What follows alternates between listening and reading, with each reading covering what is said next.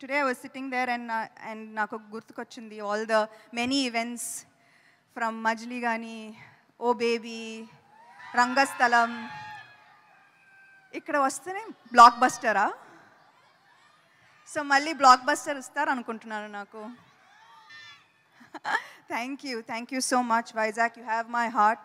నాకు గుర్తుంది చాలా రోజులు ముందు, ఐ థింక్ ఏమై చేసావే తర్వాత నాకు ఐ డి నాట్ నో ఈ సినిమా హిట్టా, జనానికి నచ్చిందా,